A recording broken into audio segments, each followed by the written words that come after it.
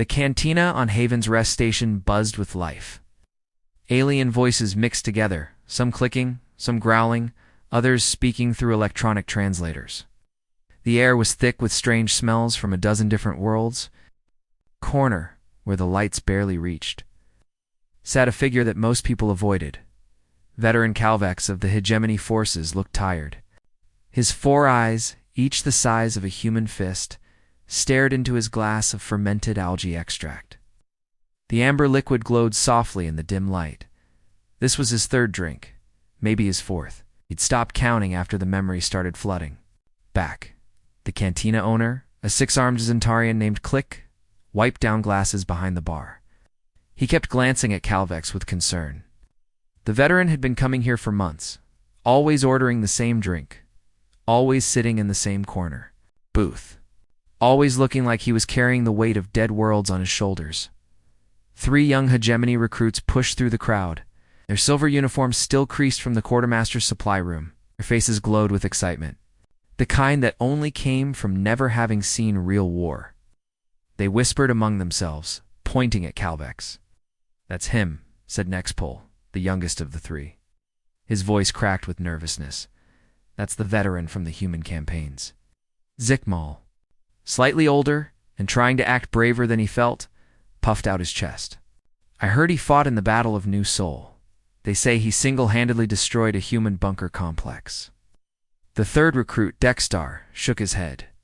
"My drill instructor said he was at the siege of Fortress Tertius. 200 days of non-stop fighting."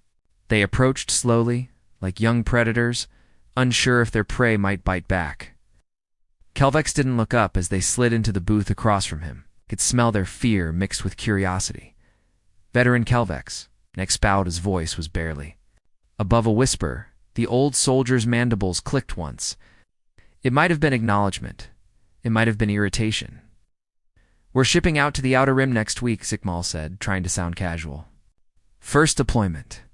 We heard you served in the human wars." Calvex finally looked up, his 4 eyes focused on each recruit in turn, studying them like a scientist examining specimens. These boys had never smelled burning flesh or heard the screams of dying comrades. They still believed in glory and honor and clean victories.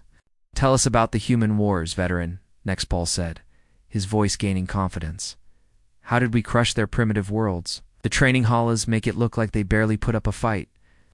The glass in Calvex's primary hand cracked slightly. His mandibles clicked in what the recruits thought might be laughter, but the sound was bitter and cold. "Crush them?" His voice was rough, damaged from breathing toxic atmospheres on a dozen different battlefields. "Young ones, we didn't crush anything. We barely crawled away with our lives." The recruits exchanged confused glances. The official reports they'd studied spoke of strategic victories, tactical withdrawals, and eventually successful peace negotiations. The humans were described as surprisingly resilient, but the hegemony had maintained superiority throughout the conflict. But the battle reports said Dextar started. "The battle reports were written by politicians," Calvex interrupted.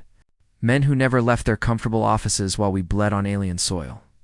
He drained his glass and signaled for another. The Zantarian bartender hesitated, then brought over the bottle and left it on the table. It started on Kepler 44 to be Calvex. Began, his eyes growing distant as the memories took hold. Beautiful world. Green fields stretching to the horizon, snow-capped mountains, blue skies that reminded you of home. Agricultural colony, according to our intelligence. Peaceful farmers, growing crops to feed the inner colonies. He poured another drink, his hands steadier now that he was talking. "My battalion was assigned to secure the northern continent. Should have been simple. Land our dropships, establish a perimeter, wait for the local government to see reason, and surrender. Command estimated 6 hours for complete pacification."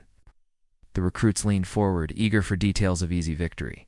The humans we faced there had simple names. Hoyan Wu, who ran the local power cooperative. Sangmin, who taught children at the settlement school. Dayun, who managed the grain storage facilities. According to our xenobiologists, they were typical human civilians. There's no military training beyond basic planetary defense courses. Calvex's primary arms began to tremble slightly as he gripped his glass. We expected them to panic when our ships darkened their sky, expected them to flee or surrender when they saw our superior technology. Instead, they vanished. The cantina's background noise seemed to fade as other patrons sensed a story being told. Every single human in the settlement of New Busan just disappeared. Not evacuated, we would have detected the transport signatures, not fled into the wilderness. Our sensors would have tracked them. They vanished like smoke in the wind. Kelvex took another sip, and the recruits noticed his secondary arms were shaking now too. Our sensors showed empty buildings, abandoned machinery, livestock wandering free in the fields. Even their domestic animals had been left behind. Thought we'd won the easiest victory in military history. His voice dropped to barely above a whisper, forcing the recruits to lean closer. That was when Minho made his presence known. The name hung in the air like a curse. The recruits had never heard it in any official report or training scenario. Minho was 34 years old, maintained the settlement's power plant and water treatment facilities, had a mate named Yunji and 2 young offspring. His military service records showed 2 years of mandatory duty 15 years earlier, desk work mostly. By every metric we used to evaluate threats, he should have been irrelevant. Calvex's voice grew harder, more focused. He killed 47 of my soldiers in the first 24 hours. The recruits stared in shock. 47 casualties. From a single human civilian seemed impossible. 47, Calvex repeated, seeing their disbelief. Using improvised explosives made from agricultural chemicals, booby traps constructed from farming equipment, and weapons he'd fashioned from industrial machinery. He turned their entire settlement into a death maze.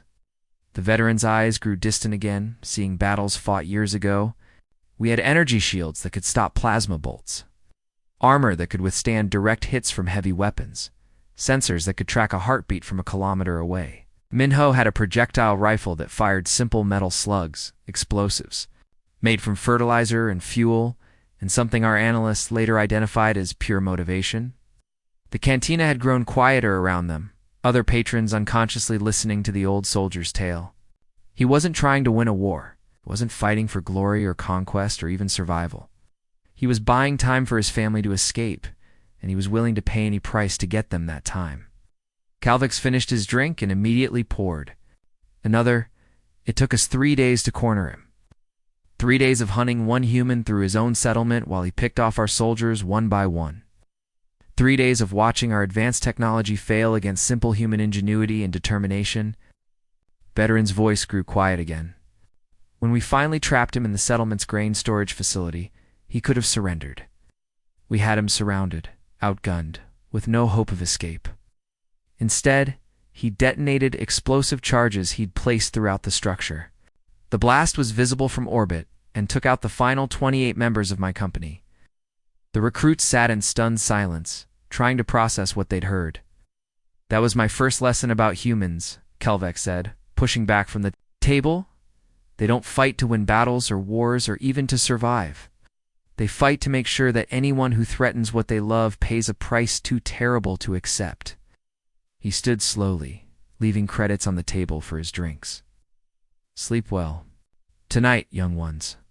Tomorrow, you'll understand why the hegemony's greatest military victory was learning when to stop fighting. 2 days passed before the recruits could work up the courage to find Calvex again. They searched the cantina first, then the mess halls. Even the cargo bays where off-duty soldiers sometimes gathered to gamble. Finally, they found him in the station's observation deck, standing alone before the massive transparent aluminum viewport that stretched from floor to ceiling. The veteran looked smaller than before, as if telling his story about Minho had somehow drained something vital from him. His 4 eyes reflected the distant stars, and his breathing formed small clouds of mist on the cold surface of the viewport. Outside, the endless black of space stretched in all directions, broken only by the occasional flash of a passing ship's navigation lights. He came back, Calvex said without turning around. His voice carried no surprise, only a tired acceptance. Nexpol stepped forward, his young voice uncertain. We need to know more, veteran. The training simulations we've been running, they don't prepare us for what you described at New Busan. The reflection of Calvex's face in the viewport showed something that might have been a smile, but there was no warmth in it. No simulation could prepare you for what humans call asymmetric warfare, young one. Machines can calculate probabilities and tactical scenarios, but they cannot simulate desperation or love or the willingness to die for something greater than yourself. A cargo freighter was slowly approaching the station's docking bay, its running lights blinking in the standard approach pattern. Calvex watched it maneuver with the patient skill of a crew that had made this journey 1,000 times. Before, would you like to hear about the ghost of Jung Sun? He asked quietly. The recruits exchanged glances before settling themselves on the observation deck's scattered seating. The space was designed for relaxation, with comfortable chairs arranged to give the best view of the stars. It felt more like a confessional. After the disaster at New Busan, Kaman realized they had seriously underestimated human capabilities. Calvex began, still staring out at the stars. The decision was made to secure the planet's mountainous regions before attempting any further. Urban pacification. Intelligence suggested the humans were using the natural cave systems as supply routes and communication networks. He finally turned away from the viewport, his 4 eyes reflecting the observation deck's soft lighting. My company was reassigned to patrol the Jiangzhan mountain range on the planet's northern continent. 200 soldiers, full tactical support, orbital reconnaissance, and the latest in sensor technology. We were confident that controlling the mountains would cut off human resistance networks and force them to negotiate. The veteran moved to one of the chairs, his movements careful and deliberate. Age and old wounds had taken their toll on his once powerful frame. The mountains were beautiful in a way that reminded me of home, covered in what humans call cherry blossoms, pink and white flowers that fell like snow when the wind blew through. The valleys, the air was clean, the temperature pleasant, and the scenery was peaceful enough to make you forget you were in a war zone. His voice grew harder. That's where we encountered Tajin. The name seemed to physically hurt him to speak, as if it carried the weight of too many nightmares. Jin had been a park ranger before the war started. He knew every trail, every cave, every hidden valley in those mountains. More than that, he understood the ecosystem, which animals made, which sounds untrue, how the weather patterns moved through the peaks, where the water sources were located. He knew those mountains the way we knew our own bodies. Calvex stood and began, pacing, his 4 legs carrying him in slow circles around the observation deck. For 6 weeks, my company of 200 soldiers hunted for human resistance fighters in that mountain range. We had thermal imaging that could detect body heat through solid rock, motion sensors, sensitive enough to track a falling leaf, atmospheric sniffers that could identify human pheromones from kilometers away. We even had orbital surveillance satellites, providing real-time intelligence updates. His pacing grew more agitated. We found nothing. No heat signatures, no movement patterns, no traces of human habitation or supply caches. According to our sensors, those mountains were completely empty of human life. The recruits leaned forward, sensing that something terrible was coming. But every morning, we would wake up to discover that soldiers had gone missing during the night watch. Not killed missing. Their equipment would be gone, their weapons vanished, their guard positions showing no signs of struggle or violence. It was as if they had simply decided to stop existing. Zikmal shifted uncomfortably in his chair. How many soldiers? 1 or 2 each night for the first week, Calvex replied. Then 3 or 4. By the end of the 3rd week, we were losing. Half a squad every night. My company commander instituted double watches, then triple watches. We set up overlapping patrol routes and constant communication checks. Nothing helped.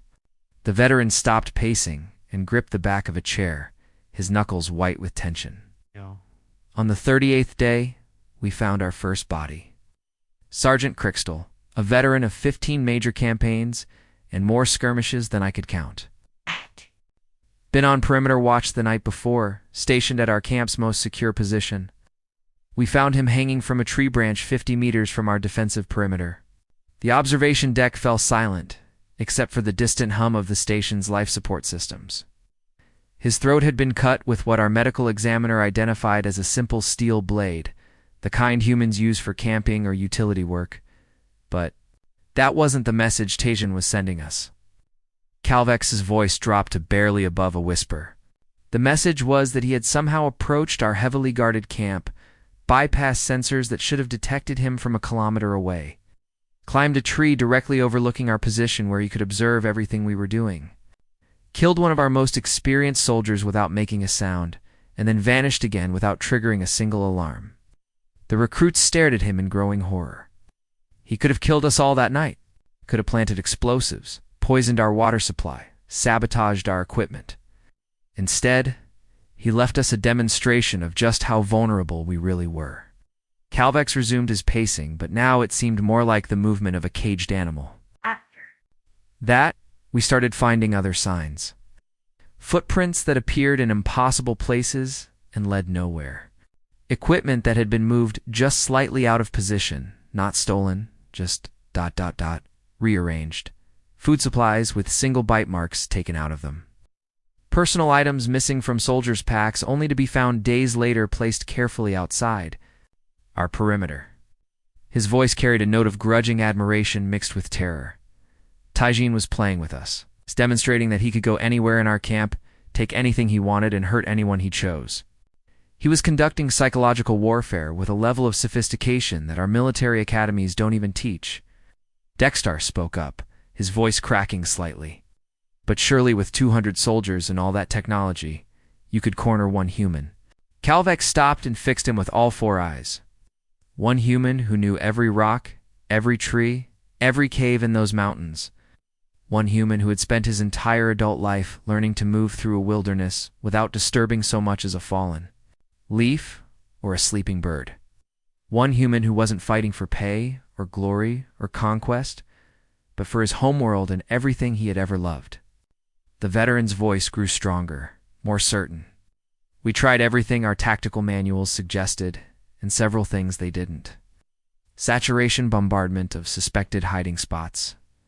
The mountains absorbed the energy, and Tajin vanished deeper into the cave systems, seismic sensors.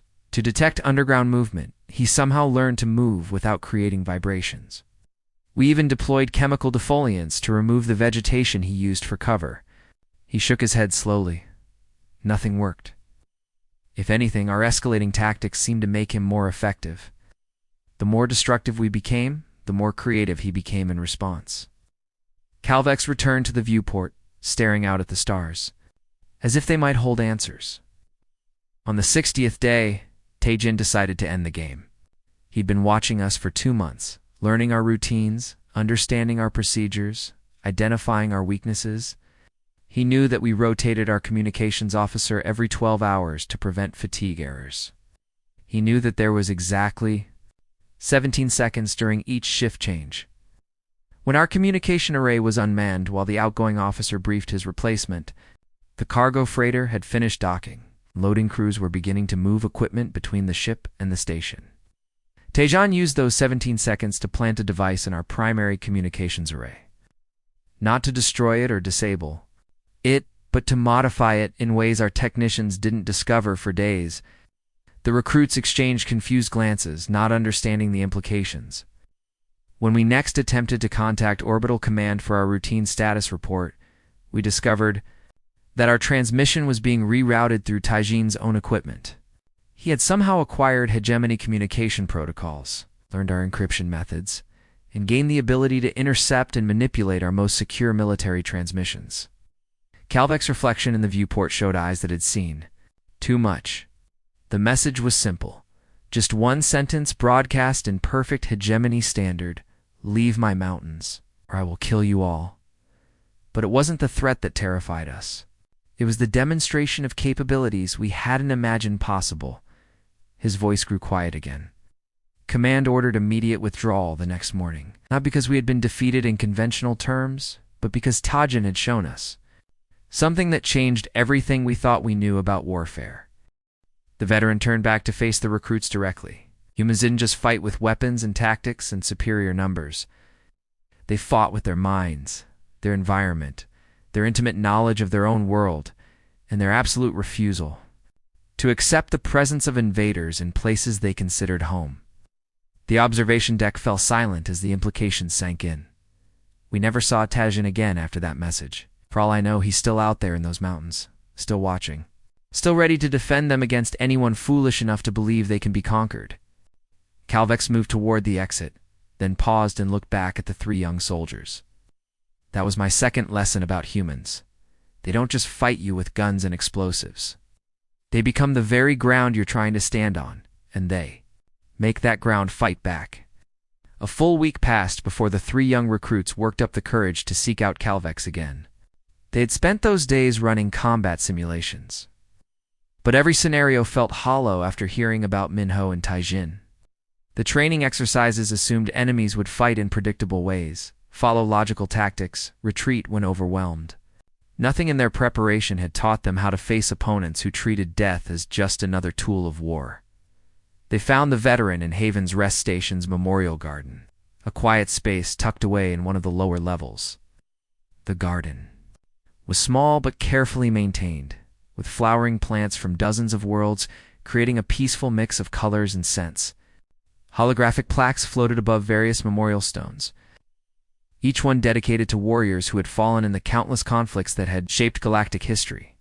Calvex stood motionless before a simple granite marker, its dark surface covered with flowing characters that none of the recruits recognized.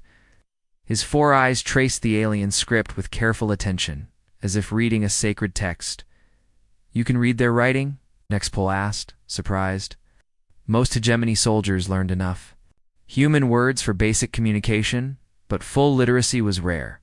"I learned after the war ended," Calvex replied without looking away from the stone. "I felt I owed it to them to understand what they had written about us, about what we did to each other." He gestured toward the marker with one of his secondary hands. "This commemorates the humans who died defending a place they called Fortress Tertius. Would you like to hear about the siege that changed everything?" The recruits nodded, settling themselves on a nearby bench, carved from some kind of blue crystal.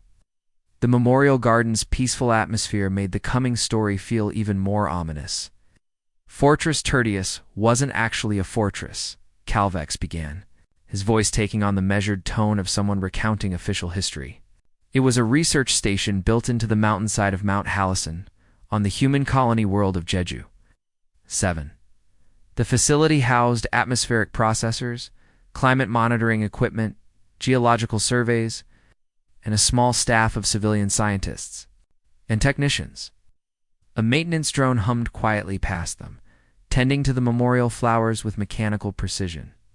Strategic Command identified the facility as a high-value target early in the campaign. Control of those atmospheric processors would give us the ability to alter the planet's entire ecosystem, change the air composition, modify weather patterns, make the world uninhabitable for humans while keeping it suitable for our own forces. Calvex's mandibles clicked softly as he continued.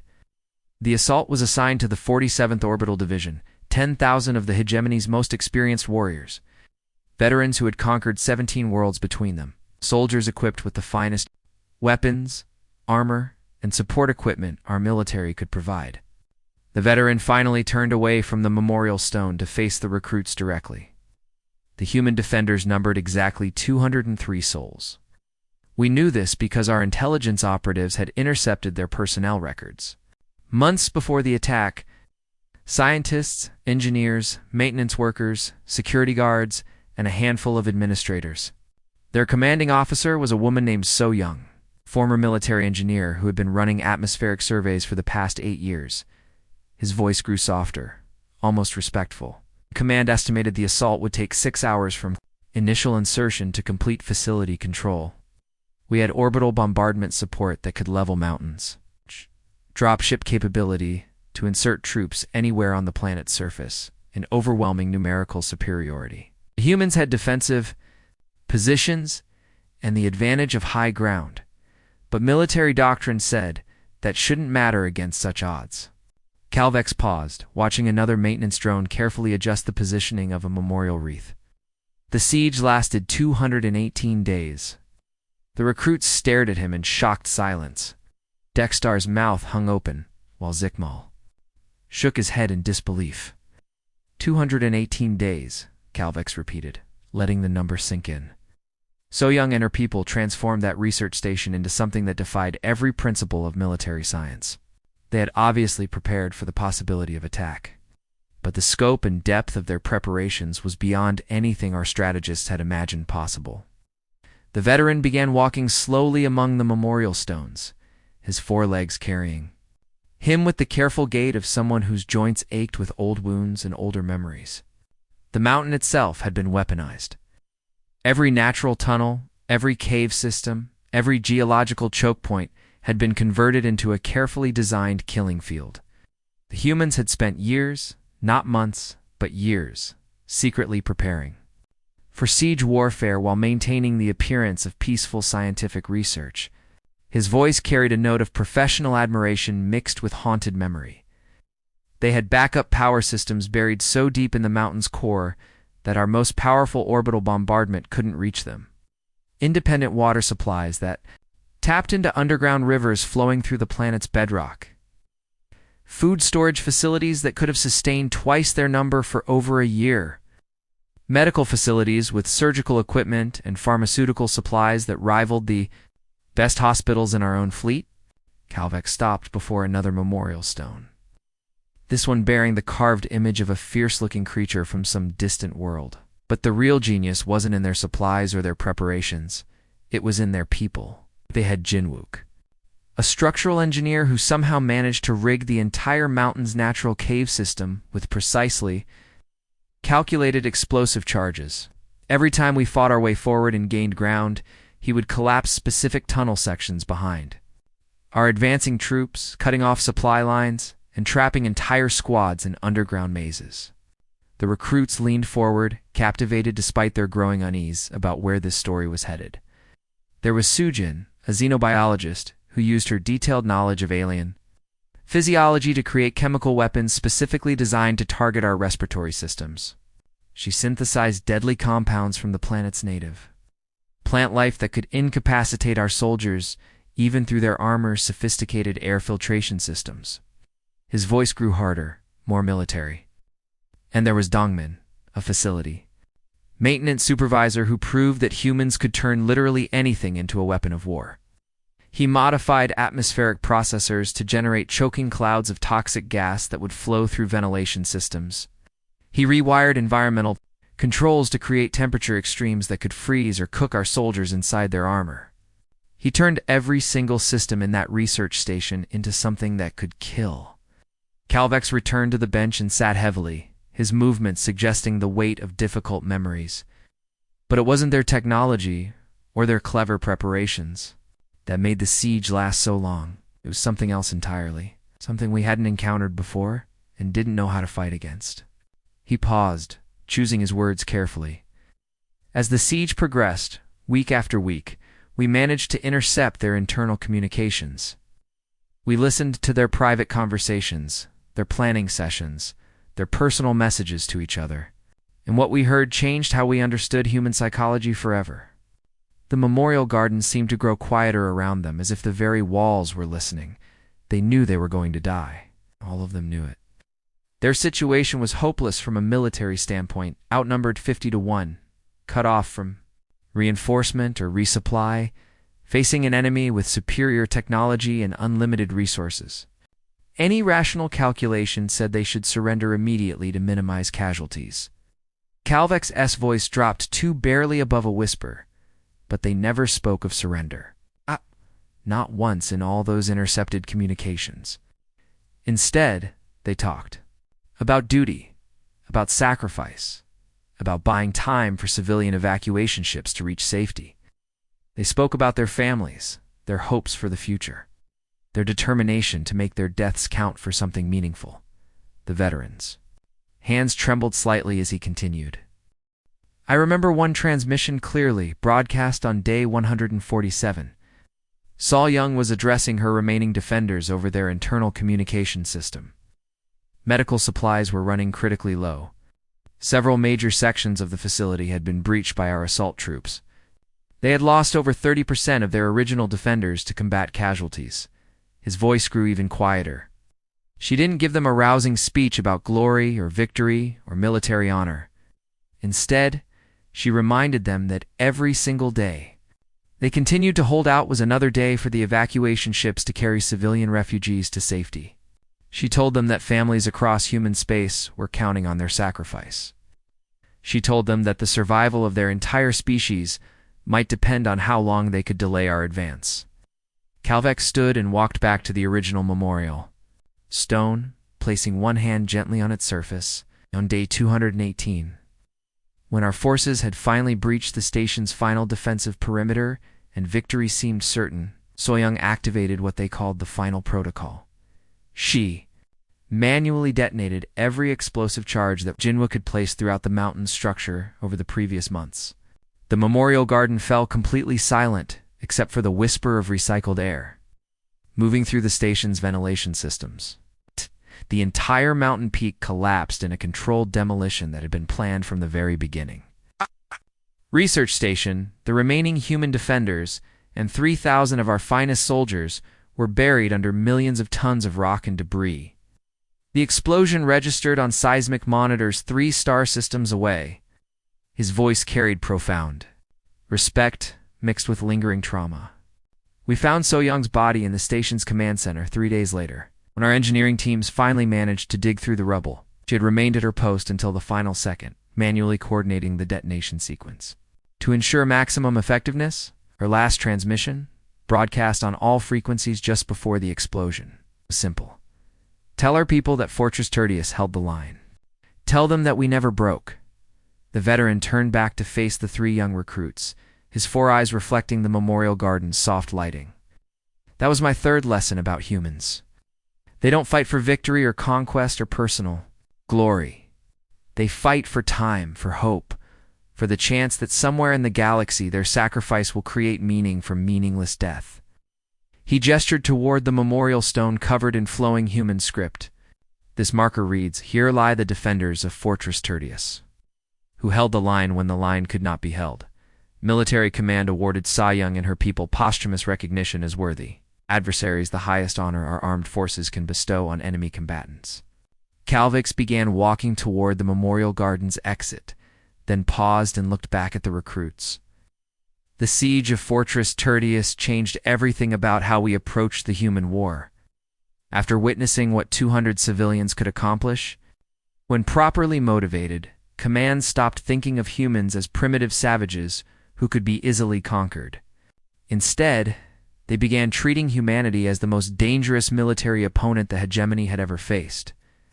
The old soldier's voice carried one final note of warning, and they were absolutely right to be afraid. Station's archives hummed with the constant whisper of data flowing through quantum storage banks.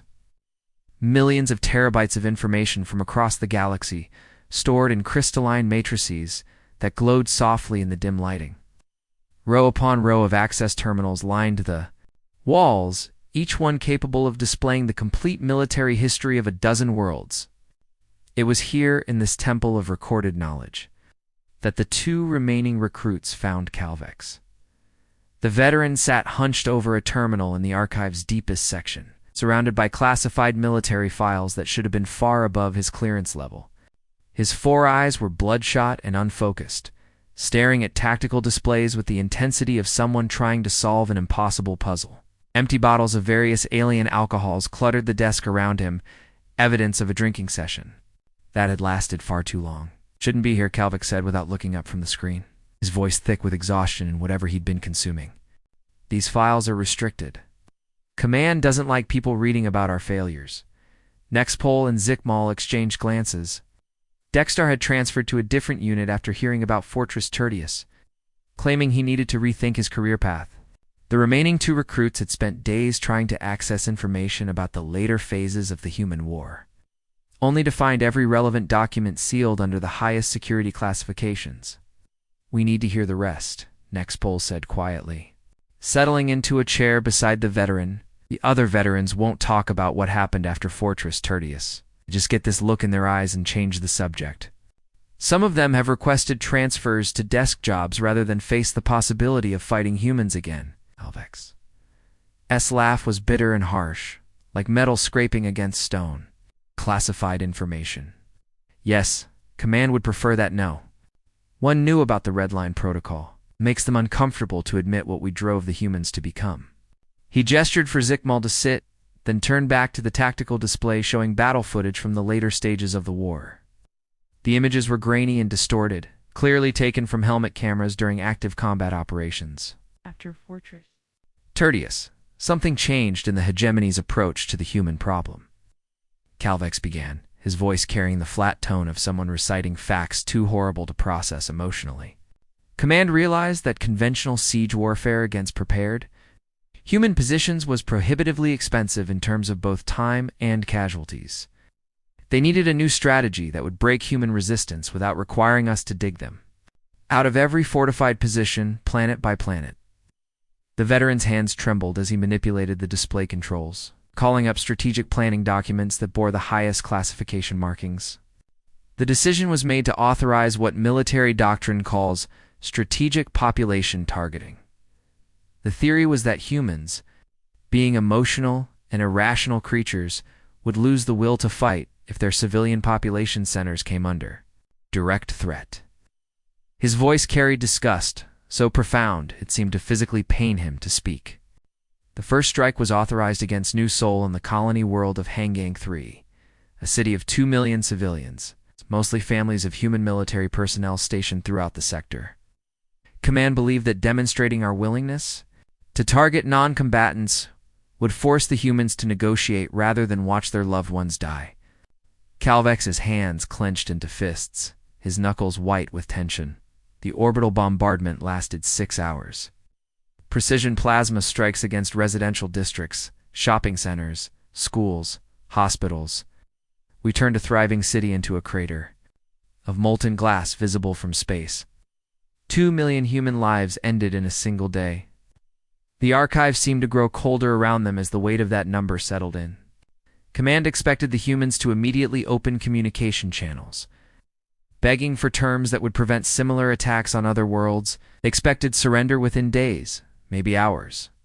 Calvex turned the display toward the recruits, showing intelligence reports from the aftermath of the bombing. Instead, the humans activated something they called the Red Line Protocol. The veteran's voice dropped too barely above a whisper, as if speaking louder might summon the horrors he was describing. I was part of the assault force assigned to capture the military installation on Hangang 3, 3 days after the civilian bombing. We expected to face demoralized defenders, broken soldiers, overwhelmed by grief for their dead families. Our psychological warfare specialists predicted that human morale would collapse completely once they realized the scope of what we were capable of doing. He activated a video file showing combat footage from that assault, and the recruits immediately understood why this information was classified. The human soldiers we encountered were unlike anything we had faced before. They moved with perfect coordination, as if they were controlled by a single mind. They showed no fear, felt no pain, and fought with an efficiency that defied everything. We thought we knew about combat psychology. The footage showed human soldiers continuing to fight with wounds that should have been immediately fatal, missing limbs, massive trauma to vital organs, burns that covered most of their bodies. There was a communications specialist named Wu Jin who had lost his mate and 2 young offspring in the New Seoul bombing. Watched him take a direct plasma bolt to the chest that melted through his armor and carbonized most of his rib cage. By every medical standard, he should have died instantly. Calvex paused the video on an image that would haunt the recruit's dreams for years to come. Instead, he used his own dying body as a mobile shield, protecting his squad mates while they maneuvered to flank our position. He continued fighting for 17 minutes with wounds that would have killed 3 normal soldiers. When he finally collapsed, he detonated a grenade that took out half my squad. The veteran's voice began to shake with remembered terror. But individual heroics weren't the worst part. The entire human military had transformed overnight. They had abandoned every conventional tactic in favor of something they called total warfare. Every human soldier became a weapon of psychological terror designed to break our will to fight. He changed the display to show after-action reports filled with incidents that read like horror stories. They started using their own wounded as weapons. Soldiers who were too injured to continue fighting would strap explosives to their bodies and detonate them in the middle of our formations. They called it making their death count for something. The recruits stared at the reports in growing horror as Cal_Vex continued scrolling through documented atrocities. There was a medic named Kyung-ho who had been treating wounded civilians in New Seoul when our bombardment began. After the Red Line Protocol was activated, he became something else entirely. He would volunteer to treat our wounded soldiers, gaining their trust with genuine medical skill, then inject them with delayed action toxins that would kill them days later. The veteran's voice carried a note of sick fascination. The humans had weaponized healing itself. Kyung-ho would save our soldiers' lives, ensuring they survived long enough to be evacuated to our medical facilities aboard the fleet. Then, 3 or 4 days later, the compounds would activate, killing not just the original patients but potentially spreading to other wounded soldiers through contact contamination. Calvex closed the tactical display and leaned back in his chair, staring at the ceiling of the archives. But the most terrifying aspect of the Red Line Protocol wasn't their tactics or their weapons. It was how it changed human psychology on a fundamental level. They stopped seeing individual battles as separate events. Every engagement became part of a larger war that could only end with the complete destruction of one side or the other. Voice grew quiet and distant. I encountered a civilian engineer named Hai-Jin during the final assault on Hangin 3's orbital defense platform. She had been pressed into military service after the bombing, given basic weapons training, and assigned to a desperate defensive action. When my squad cornered her in a damaged section of the platform, she didn't try to escape or surrender. Calvex's eyes grew distant with memory. Instead, she looked me directly in the eyes with an expression of such pure hatred that I still see. "It in my nightmares," she said. "You killed my children. Now I'm going to kill your children, and their children, and everyone you have ever cared about. I'm going to make sure your species remembers what it costs to make war on humanity." The archives fell completely silent, except for the distant hum of data storage systems. She detonated a fusion charge that she had somehow acquired and modified. The explosion didn't just kill my squad. It was designed to irradiate the entire section of the platform so thoroughly that it would remain uninhabitable for decades. She had turned her own death into a weapon that would continue killing long after she was gone. Calvex stood slowly and walked to the archive's main display, which showed a holographic star map of the local sector with various worlds marked. In different colors, the Red Line Protocol lasted for exactly 47 days. In that time, human forces inflicted casualties on us at a rate that was strategically unsustainable. Our medical facilities were overwhelmed, our supply lines were constantly under attack, and our soldiers began requesting transfers away from human combat zones. He turned back to face the two recruits, his 4 eyes reflecting the soft glow of the star map. But more than the tactical situation, they demonstrated something that made Command realize the war had to end immediately. They showed us that humans were capable of fighting with such complete ferocity, such absolute disregard for their own survival, is that continuing the war would require us to commit total genocide. Not just military defeat, but the complete extermination of their entire species. His voice carried profound exhaustion. Command realized that humans had crossed a psychological line that we weren't prepared to cross. They were willing to sacrifice everything, including their own humanity, to ensure that anyone who threatened their people would pay a price too terrible for any rational species to accept. Calvex returned to his data terminal and began closing the classified files. Was my 4th lesson about humans. When you threaten what they love most, they don't just fight back. They transform into something that will haunt your nightmares until the day you die. They become the very definition of a Pyrrhic victory, an enemy that costs more to defeat than any possible victory could be worth. The old soldier gathered his empty bottles and stood to leave. "Sleep well tonight, young ones. Tomorrow, you'll understand why the wisest military decision in hegemony history was learning when to stop fighting." The station's central plaza stretched out like a forgotten cathedral during the late shift cycle. Most of the shops had powered down their holographic displays, leaving only the emergency lighting to cast long shadows across the polished floor. The restaurants that normally buzzed with conversation from dozens of alien species now sat empty, their chairs stacked on tables like sleeping sentinels. The only sound was the distant hum of life support systems that kept the station breathing. In the cold vacuum of space, Calvex sat alone at a small table outside Mira's Caf, one of the few establishments that stayed open around the clock. The veteran had claimed this spot hours ago, nursing a single cup of bitter cough while staring at a datapad that glowed softly in the dim light. His four eyes moved back and forth across the screen with the intensity of someone reading sacred texts. The two remaining recruits approached slowly, their footsteps echoing off the plaza's high ceiling. Nixpol and Zikmal had spent the past 3 days processing what they'd learned about the Red Line Protocol, and both had submitted requests to speak with psychological counselors. The stories Calvex had shared were unlike anything in there. Training unlike anything in the official histories they'd studied. Veteran Nexpol said softly, not wanting to startle the old soldier. "We wanted to thank you for sharing your experiences with us." Calvex looked up from his datapad slowly, his four eyes struggling to focus. When he finally recognized them, something like surprise crossed his weathered features. "Thank me." The voice was rough with exhaustion and emotion. "Young ones, I have done you no favors. I have given you knowledge that will follow you into every battle for the rest of your lives. Some truths are too heavy for untested shoulders." He gestured toward the empty chairs around his table with one of his secondary hands, the movement, careful and deliberate. "But since you're here, there is one more thing you need to understand. The most important lesson of all." The recruits settled themselves around the small table, and Calvex carefully set down his datapad.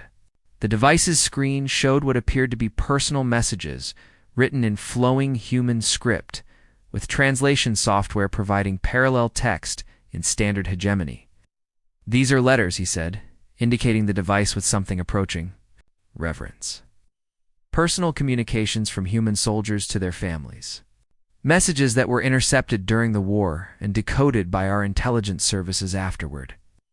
His voice carried a weight of profound sadness that seemed to age him before their eyes. "I have spent the past 5 years learning to read human languages, studying their literature, their poetry, their personal writings. I felt I owed it to them to understand what we had faced during those terrible months. What I discovered changed everything I thought I knew about the nature of warfare itself." Calvex activated the datapad's holographic display, projecting text that appeared to hover in the air above the table. The human script looked alien and flowing, while the translated version appeared in crisp hegemony characters. "This message is from Minho, the maintenance worker who held my entire battalion at New Busan for 3 days. He wrote this to his mate Yanji on the night before his final stand." The veteran's voice took on the formal, respectful tone of someone reading from a memorial service as he began to recite, "My beloved, by the time you read this message, I will be gone from this world. I know that what I'm about to do will cause you terrible pain, and I am sorry for that burden. But I also know that if I do not act, if I do not make this choice, the pain that follows will be so much worse for everyone I love." Calvex paused, his voice becoming strained with emotion. "I have seen the intelligence reports from the outer colonies. I have read the testimony of refugees who escaped from worlds that surrendered to these invaders. I cannot allow that fate to befall you, our children, or our home. I will not let them turn our beautiful world into another conquered territory in their empire." The plaza seemed to grow quieter around them, as if the station itself was listening to words spoken across the vast distance of years and death. "Am not a soldier, my love. I am a man who fixes broken machines and grows vegetables in our garden behind the house. I am a man who reads bedtime stories to our daughter and helps our son with his mathematics homework. But today, I must become something else entirely, because there is no one else to do what must be done." The veteran's hands trembled slightly as he continued reading. "Tell our children that their father loved them more than his own life. Tell them that every moment I fought, every second I delayed these invaders, was a moment bought with my heart's blood for their future. Tell them that when they grow up, free, it will be because people like me chose to pay the price that freedom demands. Calvex's voice grew softer, more personal. Remember me not as the man who died in violence and explosions, but as the man who lived to see you smile every morning. Remember the man who held our babies when they were born, who danced with you at our wedding, who dreamed of growing old together in peace and watching our grandchildren play in the same garden where we fell in love? The holographic text shimmered, as if responding to the emotion in the veteran's voice. The war will end, my beloved. When it does, plant flowers on my grave and tell me about the world our sacrifice helped to preserve. Tell me about the children who grow up free because we chose to stand and fight. Tell me that our love created something beautiful that these invaders could never touch or destroy. Calvex deactivated the display and sat in silence for a long moment, staring at the dark screen of his datapad. That was not the message of a professional warrior drunk on glory and conquest, he said finally. That was not the writing of a fanatic eager for martyrdom or a soldier brainwashed by military propaganda. That was the message of an ordinary man who understood exactly what he was giving up and chose to do it anyway. The recruits sat in stunned silence, processing the implications of what they had just heard. I found thousands of similar messages. In the intelligence archives, Calvex continued, his voice growing stronger and more certain. Saw Young, the commander who defended Fortress Tertius, wrote to her sister, "We are not heroes from the old stories. We are just people who happened to be in the right place at the right time to make a difference. I wish someone else could have made this choice, but since they cannot, I will make it gladly." He stood slowly and walked toward the plaza's central fountain, a modest structure that recycled water in an endless soothing loop. "Do you understand what this means?" he asked, turning back to face them. The humans we fought were not career soldiers trained from birth for warfare. They were not members of a warrior caste or a military elite. They were farmers, teachers, engineers, artists, mechanics, parents, ordinary people who chose to become warriors because their families, their homes, their entire species was threatened. The fountain's gentle bubbling filled the silence that followed, but that discovery was not the most important thing I learned from those intercepted messages. The most important thing was understanding why the war truly ended.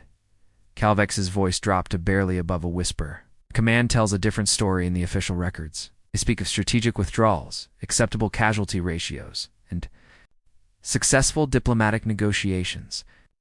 They describe the conflict as a limited war, with achievable objectives that were eventually met through superior hegemony strategy. He shook his head slowly. They do not mention the real reason we agreed to. The human peace terms. They do not discuss the reports that came back from our frontline commanders, or the psychological evaluations of our returning soldiers, or the strategic assessments that predicted what would happen if we continued the war. The veteran returned to the table and picked up his datapad again. The truth is that we realized we were not fighting a conventional military force. We were fighting an entire species that had collectively decided they would rather die than live under our rule. Every human world we attacked produced defenders like Minho, like Soyoung, like Tajin. Every human we killed was replaced by two more who fought with even greater determination. His voice carried profound exhaustion. More than that, we discovered that the humans were teaching us something about ourselves that we had never considered. Our own soldiers began to question why we were fighting. They began to ask whether conquering a species that fought so fiercely for their freedom was worth the cost in blood and honor. Calvex activated his datapad one final time, displaying another message. I have here the final transmission from Admiral Kethfer, the commander of our invasion fleet. It was sent to Supreme Command on the day the ceasefire was officially declared. The veteran read with the formal precision of military communication. Human species has demonstrated something that challenges our fundamental assumptions about conquest and resistance. They have shown us what it means to fight for something greater than victory or survival. They have proven that some principles are worth any sacrifice to preserve. I respectfully submit that a species capable of such devotion to their ideals deserves our respect, not our conquest. I recommend immediate cessation of all hostile operations and the opening of formal diplomatic relations. Calvex deactivated. The device ent looked directly at each recruit in turn.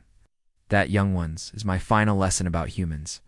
They did not defeat us through superior technology, tactical brilliance, or overwhelming numbers.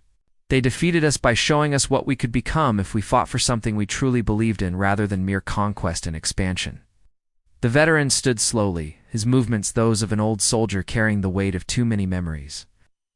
Humans taught the entire galaxy that the strongest weapon in any military arsenal is not plasma cannons, or fusion bombs, or energy shields. It is the absolute certainty that what you are fighting for is worth any price you might be asked to pay.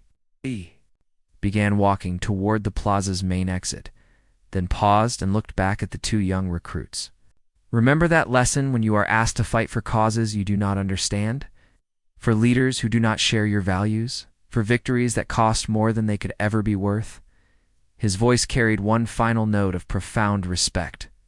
Remember that somewhere in this galaxy there is a species that chose to define themselves not by their ability to conquer others, but by their willingness to sacrifice everything to protect what they loved. Calvex disappeared into the station's maze of corridors, leaving the recruits alone with their thoughts and the gentle sound of the fountain. They sat in silence for a long time, watching the water cycle endlessly through its appointed course, each lost in contemplation of lessons that would shape the rest of their lives in the years that followed. Those recruits would become veterans themselves, and they would carry the stories of the human wars to a new generation of soldiers. They would speak of a species that had taught the galaxy that true strength came not from the ability to inflict suffering, but from the willingness to endure it for something greater than oneself. The end.